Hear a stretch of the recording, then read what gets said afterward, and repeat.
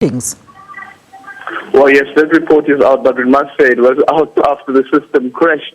Everybody looking forward to the release of this report, and definitely it's out now. I guess the breaking news in the story is that the Commission of Inquiry that Thuli Madonsela has put in a remedial action that President Jacob Zuma should set up. She says that the Commission of Inquiry should be set up within 30 days, and the judge who will be presiding over that Commission of Inquiry should be a judge who is selected by Chief Justice Mokweng, and then, of course, the powers of the Commission should also be similar to the powers of the Public Protector, which means that people and witnesses can be subpoenaed to give evidence. So that's the big one out of this matter. There doesn't seem to be any great finding against President Jacob Zuma, so far as to say that the only, I think, two things that really stand out is the allegation made by the Deputy Finance Minister, Giovernace, that he was offered a job by the Gupta family, and Thuli Madonsela in a report says that failure to investigate that means that the president failed to follow the Executive Ethics Code, which means that he should have followed up on this on these allegations that have been made by Giovernace. It was only followed up by, I think, Parliament and the ANC, as she's indicated. But remember, even that ANC investigation was stopped because the ANC Secretary General said that people weren't coming forward with evidence. Another big one, I guess, is the findings against Eskom, where Thuli Madonsela found that the deals that Eskom has gone into with regards to coal, it went into a deal with Tegeta, which we now know that is owned by the Gupta family, and that was to the benefit of this Tegeta company, which is owned by the Gupta family. She also speaks about what she called the cozy relationship between the CEO of Eskom, Brian Molefe, as well as the Gupta family, but there's no finding as to whether that cozy relationship has had any influence on the deals that Eskom has gone into with Tegeta Mine. But what's quite clear is that Tegeta has been benefiting from deals with Eskom. Another one is a finding against the Mineral Resources Minister, Mosebenzi Zwane. She found that there may have been a possibility that he broke the Executive Ethics Code by flying to Switzerland. Remember that flying to Switzerland, the allegations there were that the reason he went to Switzerland with the Gupta family was to facilitate the acquisition of Glencore mine by Tegeta Mine. So now it seems as though the reason that she's called for this Commission of Inquiry is because she couldn't get to all the evidence that was needed with regard to this investigation. And now it makes sense why she said that the state capture investigation will be done in two phases, and I guess this is phase two. The phase two will be a Commission of Inquiry, which President Jacob Zuma has to set up within 30 days. Aldrin, let's get on with the facts here. I mean, you stopped short of telling us what the findings were against Minister Des van Rooyen. Do go ahead and tell us, what is he implicated against here?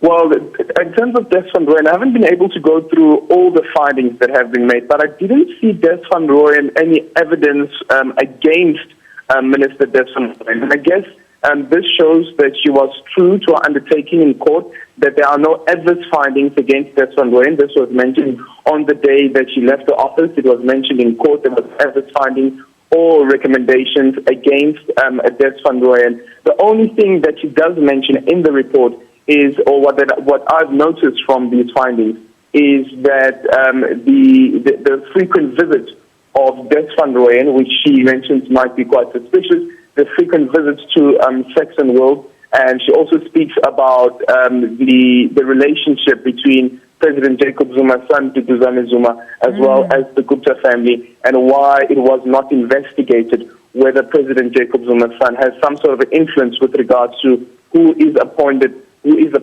as members or as board members of SOEs. All right, now, Aldrin, let's get this very clear. Is this now the first of how many reports? Of two? And if the recommendations that were made on this one, does that mean that whatever happens next is, of course, the establishment of the commission? And then what happens after that?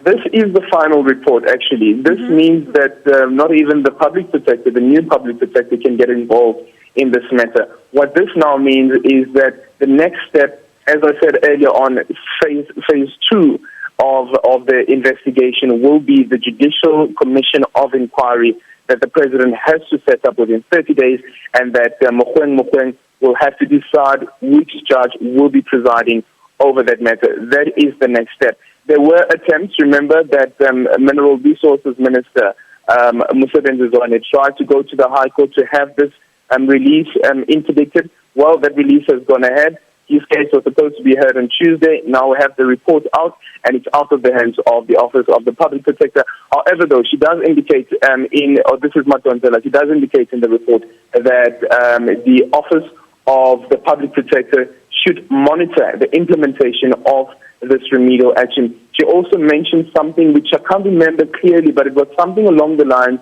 of amending or looking into amending the Executive Ethics Code.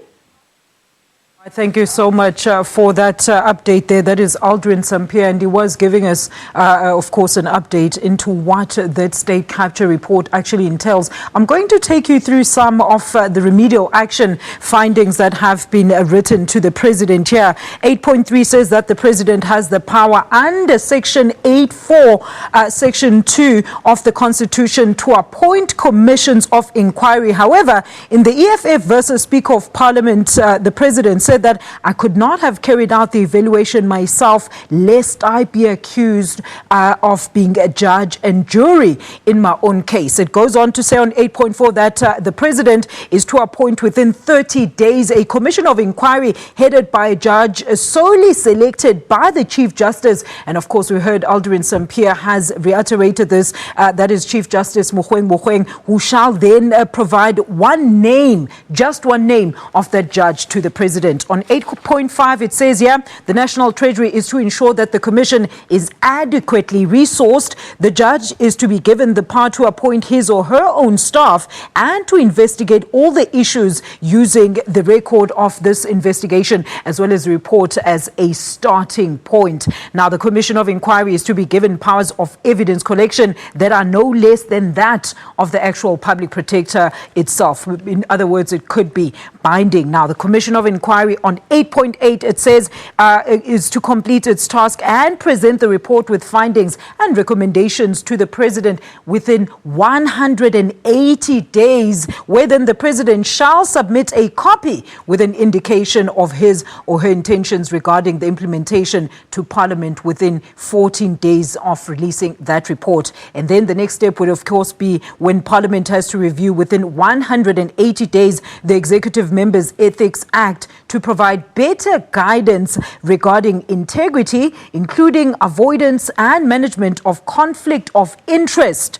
And this should clearly define responsibilities of those in authority regarding a proper response to whistleblowing and whistleblowers. It further stipulates that consideration should also be given to a transversal code of conduct for all employees of state. And 8.10 here on the remedial action says the President to ensure that the Executive Ethics Code is updated in line with the review of the Executive Members Ethics Act. And finally, on 8.11, it says the Public Protector, in terms of Section 6 of 4, the Public Protector Act brings to the notice of the National Prosecuting Authority, the DPCI, and those, of course, the matters identified in this report where it appears that crimes have been committed. Now, this is all part of some of the findings and remedial action that is contained within the state capture report that has just been released. You can, of course, go to our SABC website and get the rest of the details there.